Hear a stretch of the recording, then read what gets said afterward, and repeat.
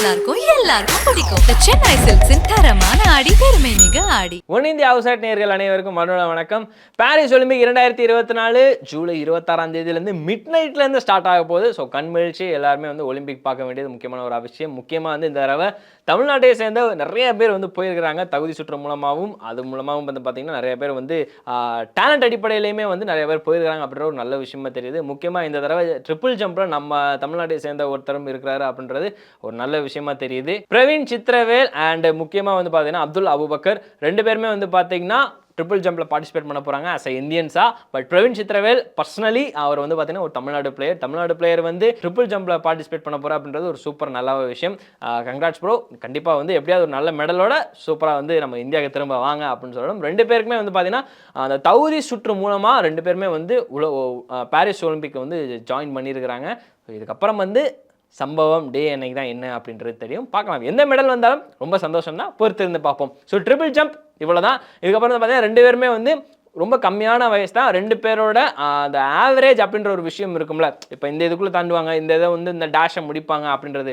Triple jump வந்து பார்த்தீங்கன்னா ரெண்டு பேருமே கிட்டத்தட்ட ஒருத்தர் நம்ம பிரவீன் சித்திரவேல் வந்து பார்த்தீங்கன்னா 16.25 அண்ட் அப்துல்லா வந்து பார்த்தீங்கன்னா 17.35 அப்படின்ற ஒரு ட்ரிபிள் ஜம்பை முடிச்சிருக்கிறாங்க. ஸோ இது வந்து சூப்பரான ஒரு விஷயம். கண்டிப்பாக ஏதோ ஒரு மெடலாக நமக்கு ட்ரிபிள் ஜம்பில் கிடைக்கிறது மிகப்பெரிய சான்சஸ் இருக்குது. தடகள போட்டி அப்படின்னு எடுத்துட்டாலே வந்து பார்த்தீங்கன்னா உங்களுக்கு வந்து இந்தியா இண்டிபெண்டன்ஸ்க்கு அப்புறம் வாங்கினதுக்கப்புறம் வரேன் 1947 அப்புறம் 1952 தான் வந்து 1947 தான் இண்டிபெண்டன்ஸ் ஆச்சு. அதை சொல்கிறேன். 1952 தான் எப்படி சொல்கிறது நமக்காக இண்டிவிஜுவல் மெடலே வந்து ஒலிம்பிக்கில் வந்துச்சு, அதுவும் ப்ரோன்ஸ். அது முக்கியமாக அது யார் வாங்கினாங்க அப்படின்னு சொல்லி பார்த்தீங்கன்னா காஷாபாப் டாடாஷேப் ஜாதவ் அப்படின்னு சொல்லிட்டு தான் ஒருத்தர் தான். அவர் தான் வந்து பார்த்தீங்கன்னா இந்தியாவுக்காக முதல்ல பர்டிகுலராக இண்டிவிஜுவல் மெடல் ஒன்று வாங்கினாங்க. அதை தொடர்ந்து அடுத்து 1990 தான் வந்து 2 சில்வர்கள் மெடல் நமக்கு வந்தது தடகள போட்டியில். நார்மன் பிரிட்சார்ட் அப்படின்னு சொல்லிட்டு ஒருத்தர். ஸோ அவர் வந்து பிரிட்டிஷ் அஸ் இந்தியன் அப்படின்னு சொல்கிறது தான்.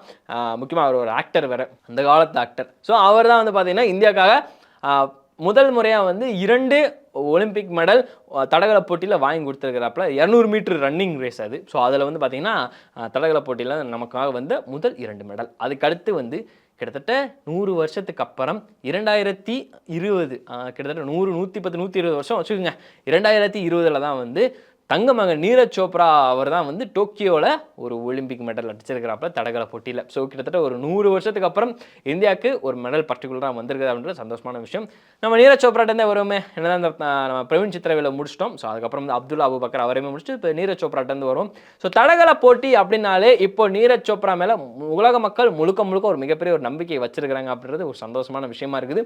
நீரஜ் சோப்ராவோட வளர்ச்சி இந்த டைமில் வந்து பார்த்தீங்கன்னா வேற லெவலில் இருக்குது. முக்கியமாக அவர் ரீசெண்டாக நடந்ததுல 2021 மட்டும்தான் அவர் பிரேக் எடுத்தாரு. மற்றபடி அவரே சொல்லியிருந்தாங்க 2022 பயங்கரமான கம்பேக் கூட வருவேன், பொறுத்திருந்து பாருங்கன்னு. 2022 ஆரம்பிச்ச அவரோட பயணம், ஹாங்ஷூல ஆரம்பிச்ச அவரோட பயணம், புடாபெஸ்ட்டை விடலை, அது போக ஏஷியன் கேம்ஸை விடலை, காமன்வெல்த் கேம்ஸை விடலை, எல்லாத்துலேயுமே அடிச்சு கோல்டு மட்டுமே பதைச்சிட்டு வந்துகிட்டு இருக்கிறாப்புல. முக்கியமாக வந்து ஒரே ஒரு இடத்துல மட்டும் புடாபெஸ்ட்ல மட்டும் சில்வர் வாங்கியிருப்பாரு. மற்ற எல்லாத்துலேயுமே வந்து அவர் கோல்டு மட்டும் தான் அடிச்சிருக்கிறாரு அப்படின்றது குறிப்பிடத்தக்க வேண்டிய விஷயம். இது போக உலக தரவரிசை பட்டியலில் நம்பர் 1 அத்லட்டிக்காக விளங்குறாரு. ஸோ இது ஒட்டுமொத்த இந்தியர்களுக்கும் பெருமையான ஒரு விஷயம். தேங்க்யூ நீரஜ் சோப்ரா அப்படின்னு சொல்லிட்டு இப்போ அதுக்கப்புறம் கோல்டு சாம்பியனாக இருக்கிற 2020 டோக்கியோவுக்கு அப்புறம் 2020 பாரிஸ் ஒலிம்பிக்லையும் கண்டிப்பாக நீரஜ் சோப்ரா கோல்டு அடிக்கணும் அப்படின்றது ஒவ்வொரு இந்தியர்களோட மனசில் இருக்கிற ஒரு விஷயம். ஸோ நானும் அதுக்கு விஷ் வேண்டிக்கிறேன் அப்படின்னு வேணால் சொல்லிக்கலாம். ஸோ நீரஜ் சோப்ராவோட பயணம் கண்டிப்பாக தொடரும், நம்பர் 1 தொடர்ந்து நீடிப்பார் அப்படின்ற ஒரு நம்பிக்கை. கிஷோர் குமார் ஜனா மென்ஸ் ஜாவலின் த்ரோவில் வந்து நீரஜ் சோப்ராக்கு ஈக்குவலாக கொஞ்சம் பயங்கரமாக பெர்ஃபார்ம் பண்ணக்கூடிய கிஷோர் குமார் ஜனா தான். ஸோ இவர் வந்து பார்த்தீங்கன்னா 2022 ஹேண்ட்ஷூவில் நடந்த கேம்ஸில் வந்து பார்த்தீங்கன்னா சில்வர் மெடல் அடிச்சிருப்பாரு. முக்கியமாக இவரோட சிறப்பு அம்சமான த்ரோ எவ்வளோ அப்படின்னு சொல்லிட்டு பார்த்தீங்கன்னா 87.25 அப்படின்ற பர்டிகுலர் மீட்டர் தான். நீரஜ் சோப்ரா வந்து பார்த்தீங்கன்னா 89.75, ஆல்மோஸ்ட் 90 கிட்ட வந்திருக்க வேண்டியது கொஞ்சம் மிஸ் ஆயிடுச்சு. அதுக்கு முன்னாடி அவர் ஆல்மோஸ்ட் 90 அட்டன் பண்ணிட்டாரு. பட் அந்த சைனாவில் நடந்த ஒரு மேட்ச்சு காரணமாக வந்து பார்த்தீங்கன்னா டெக்னாலஜி ஃபால்ட்டு அப்படின்னு சொல்லிட்டு அசால்ட்டாக சொல்லிட்டாங்க. ஸோ அந்த இடத்துல வந்து 2வது த்ரோ மிஸ் ஆகும். 3வது த்ரோவில் தான் வந்து பார்த்தீங்கன்னா நீரஜ் சோப்ராவோட பெஸ்ட் த்ரோவாக வந்து கன்சிடர் பண்ணப்படும். ஸோ அதை தொடர்ந்து இப்போ கிஷோர் குமார் ஜனா கண்டிப்பாக இந்த தடவை வந்து ஜாவலின் த்ரோவில் 2 மெடல் கேரண்டி அப்படின்ற மாதிரி தான் எனக்கு தோணுது. பார்க்கலாம் பாரிஸ் ஒலிம்பிக்கில் என்னென்ன நடக்க போகுது அப்படின்னு சொல்லிட்டு. இதுக்கடுத்து வந்து பார்த்தீங்கன்னா இந்த வருஷம் தடகள போட்டியில் மென்ஸ் அப்படின்னு சொல்லிட்டு பார்த்தீங்கன்னா 18 பேர், உமன்ஸ் அப்படின்னு சொல்லிட்டு பார்த்தீங்கன்னா 11 பேர். இந்த ஒரு சிலர் வந்து முக்கியமாக பார்க்க போகிறோம். முக்கியமாக அன்னு ராணியை பொறுத்த வரைக்கும் பார்த்தீங்கன்னா மென்ஸ் ஜாவலின் த்ரோவில் இங்கிட்டு வந்து எப்படி ஒரு கிஷோர் குமார் ஜனா ஒரு நீரஜ் சோப்ரா இருக்கிறாங்களோ அதே மாதிரி தான் இங்கிட்டு நம்ம அன்னு ராணி இவங்க வந்து female javelin throw, women's javelin த்ரோவில் வந்து ஒரு பயங்கரமான ஆள். 2022 நடந்த கேம்ஸில் வந்து பார்த்தீங்கன்னா ஹேண்ட்ஷூல் நடந்த கேம்ஸில் வந்து இவங்க வந்து கோல்டு அடிச்சிருக்கிறாங்க அப்படின்றது குறிப்பிடத்தக்க வேண்டிய விஷயம்.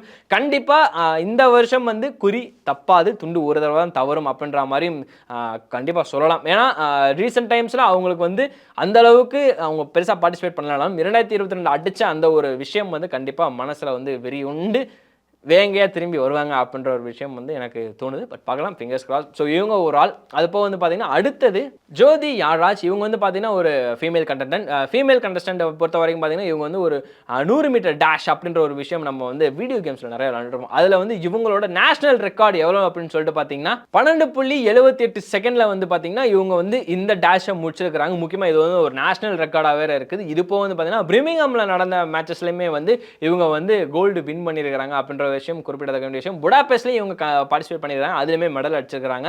முக்கியமா உலக தரவரிசை பட்டியலில் வந்து இந்த நேஷனல் ரெக்கார்டு இப்போ வரைக்குமே பொறிக்கப்பட்டிருக்கிறது அப்படின்றது ஒரு சூப்பரான ஒரு விஷயமா இருக்குது.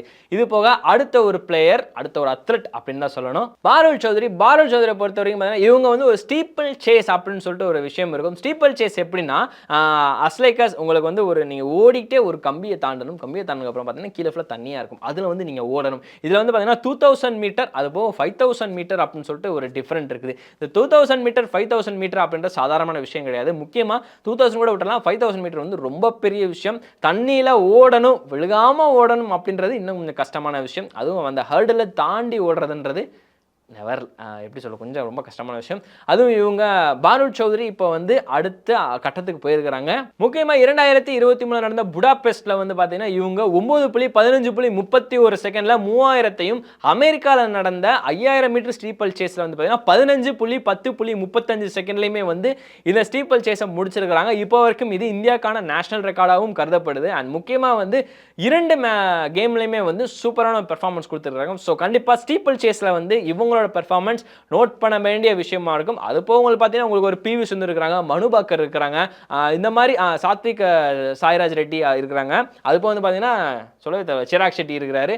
ஸோ இவங்களோட காம்போவும் எப்பேற்பட்ட ஒரு விஷயமா இருக்குன்னா ரீசெண்ட் டைம்ஸில் வந்து பேட்மிண்டன் அப்படின்னு சொன்னாலே 2 பேருமே தாறுமாறு தக்காளி சோறு மாதிரி விளையாண்டுக்கிட்டு இருக்கிறாங்க. பிவி சிந்து நடுவில் ஒரு சின்ன பிரேக் எடுத்தாங்க, பட் அதுக்கு முன்னாடி வரைக்குமே ஒரு தரமான பெர்ஃபார்மன்ஸ். போன டோக்கியோலையுமே வந்து ஒரு மெடல் அடிச்சிருக்கிறாங்க அப்படின்ற ஒரு விஷயமும் இருக்குது. ரீசெண்ட் டைம்ஸில் அவங்களுமே வந்து ஒரு நல்ல டச்சில் இருக்கிறாங்க. ஸோ இந்தியாவுக்கு ஆல்மோஸ்ட் வந்து எப்படியுமே எல்லா இடத்துலையும் ஒரு சின்ன சின்ன மெடல்கள் வர்றது 100க்கு 100 கேரண்டியாக தான் இருக்குது. பட் ஸ்டில் அந்த டாப் 10 அப்படின்னு சொல்லிட்டு எடுத்திங்கன்னா நீரஜ் சோப்ரா, இப்போ நான் சொன்னேன் இல்லையா, கிஷோர் குமார் ஜனா, அதுபோல் அன்னு ராணி, சாத்விக் சாய்ராஜ் ரெட்டி, அது போக வந்து பார்த்தீங்கன்னா உங்களுக்கு ஒரு சிராக் ஷெட்டி, பிவி சிந்து இருக்கிறாங்க, மனு பாக்கர் இருக்கிறாங்க. ஸோ இந்த மாதிரி எக்கச்சக்கமான டாப் 10 பிளேயர்கள் இருக்கிற ஒரு பட்டியலில் கண்டிப்பாக இந்த தடவை மெடல் வந்து எப்படியாவது இந்தியா, இது வரைக்கும் இந்தியாவோட ஹையஸ்ட் மெடல் டேலி அப்படின்னு சொல்லிட்டு பார்த்தீங்கன்னா 7, அது வந்து போன டோக்கியோவில் தான் வந்திருக்குது. இதுக்கப்புறம் வந்து அடுத்த கட்டத்துக்கு போகணும் அப்படின்னா இந்த தடவை கண்டிப்பாக மினிமம் சாலிடாக 10க்கு மேலே வேணும் அப்படின்ற ஒரு விஷயம் இருக்குது. இந்த 10க்கு மேலே விஷயத்த இந்த மெடல் டேலி எப்படி பண்ண போகிறாங்க அப்படின்ற ஒரு விஷயமும் இருக்குது. பொறுத்திருந்து பார்க்கலாம் இந்தியா வந்து இந்த தடவை எவ்வளோ மெடல் வாங்க போகிறாங்க அப்படின்னு. அதுக்குள்ளே வந்து ஒரு சின்ன சின்ன வீடியோக்கள் அங்கங்கன்னு சொல்லிட்டு நம்ம கண்டிப்பாக பண்ணிக்கிட்டு தான் இருப்போம். அதே மறக்காமல் பார்த்துருங்க. அதுக்கு நீங்கள் இந்தியா சப்ஸ்கிரைப் பண்ண மறந்துடாதீங்க. வேற ஒரு வீடியோவில் இந்த அருணங்களை சந்திக்கிறேன். அண்டில் தென் வணக்கம். எல்லாமே நல்லா இருக்கும், எல்லாருக்கும் பிடிக்கும். சென்னை சில்க்ஸின் தரமான ஆடி, பெருமை மிக ஆடி.